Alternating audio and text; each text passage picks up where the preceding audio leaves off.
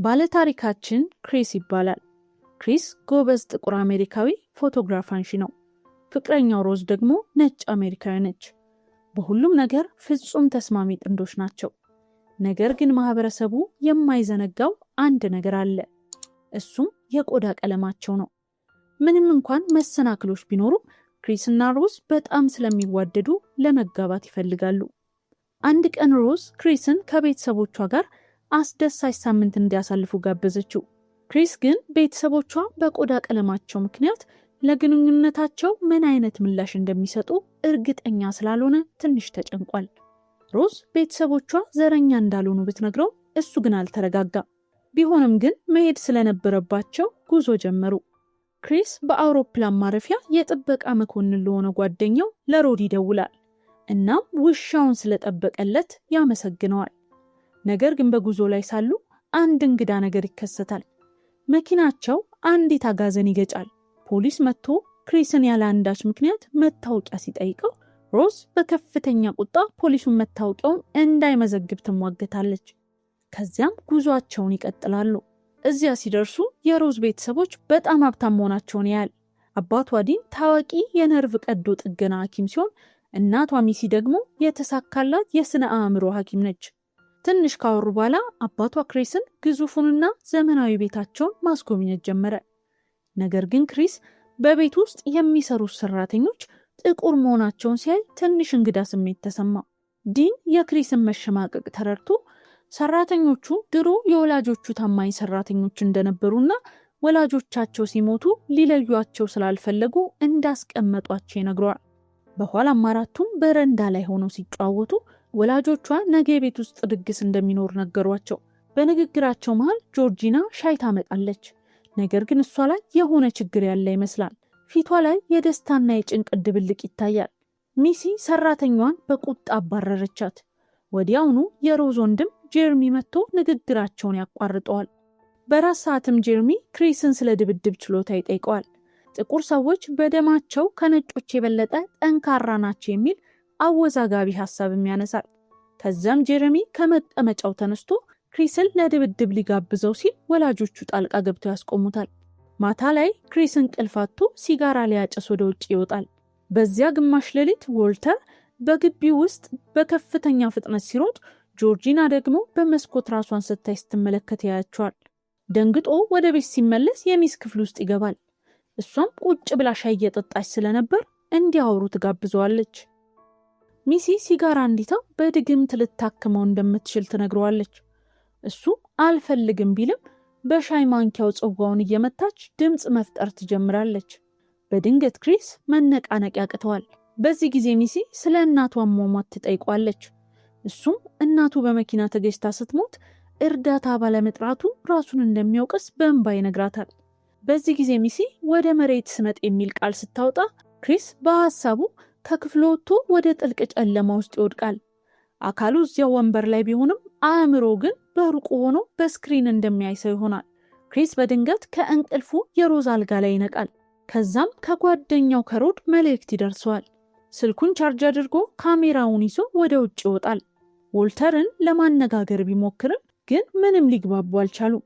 ድንገት ዎልተር ስለ ድግምቱ ሲጠይቀው ክሪስ ድርጊቱ ህልም እንዳልነበር ይረዳና በጣም ይደነግጣል። ግን በሚገርም ሁኔታ ክሪስ በዛው ቅጽበት ሲጋራ መጥላት ይጀምራል። ከዛም ብዙ ሀብታም ነጮች ለግብዣው ይመጣሉ። ሁሉም ክሪስን እንግዳ በሆነ መንገድ ይመለከቱታል። አንዲት ሴት ስለ ክሪስ የወሲብ ብቃት ሮዝን ትጠይቃታለች። ሌላ ጥንዶች ደግሞ ጥቁር ቆዳ አሁን ፋሽን ነው ይላሉ። ክሪስ በዚህ ተገርሞ ፎቶ እያነሳ ሲዞር ሌላ ሎጋን የሚባል ጥቁር ወጣት ያያል። እሱም ልክ እንደ ነጭ ነው የሚያወራው።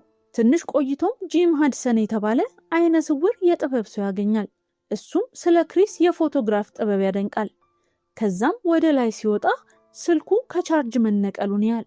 ጆርጂና እንዳደረገችው ገምቶ ለሮድ ደውለው ሁኔታውን ይነግረዋል።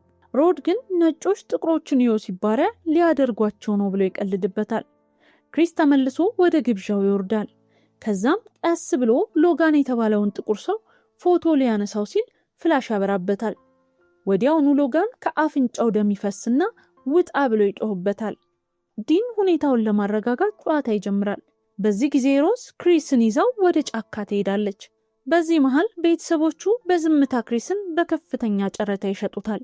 ከዛም አይነ ስውሩ ጂም ሃድሰን ጨረታውን ያሸንፋል። ክሪስ ወደ ክፍሉ ተመልሶ የሎጋንን ፎቶ ለሮድ ይልክለታል።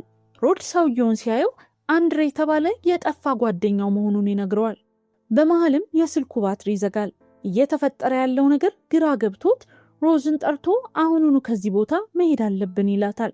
እሷም በሐሳቡ ተስማምታ ቁልፍ ልታመጣ ስትሄድ ክሪስ ትንሽ የተከፈተ ቁም ሳጥን ያያል።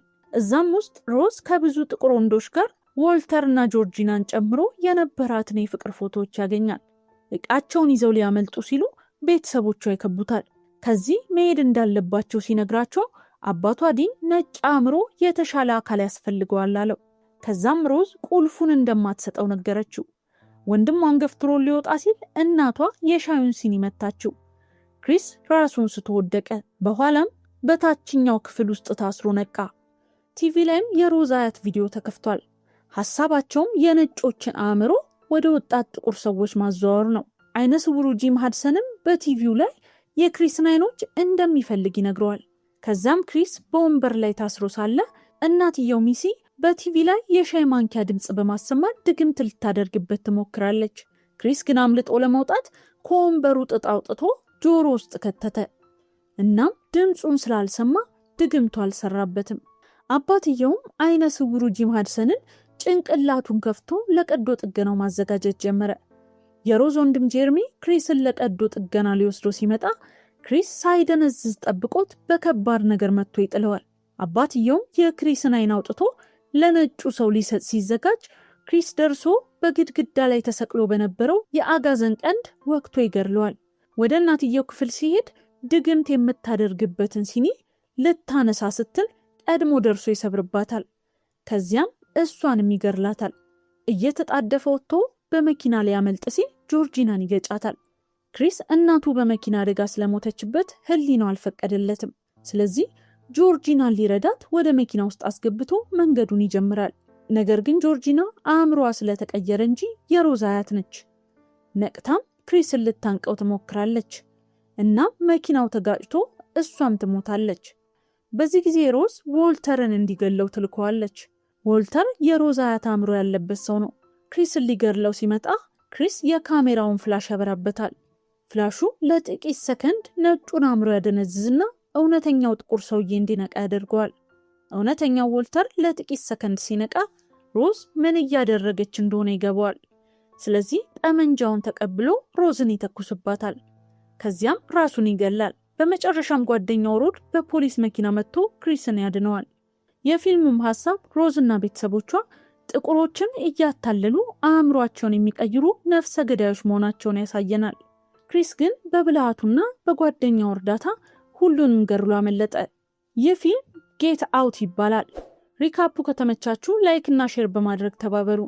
ሌላ እንዲሰራላችሁ የምትፈልጉት ፊልም ካለ በኮመንት መስጫ ሳጥን ላይ አስፍሩልን። ሰብስክራይብ በማድረግ ቤተሰብ ይሁኑ።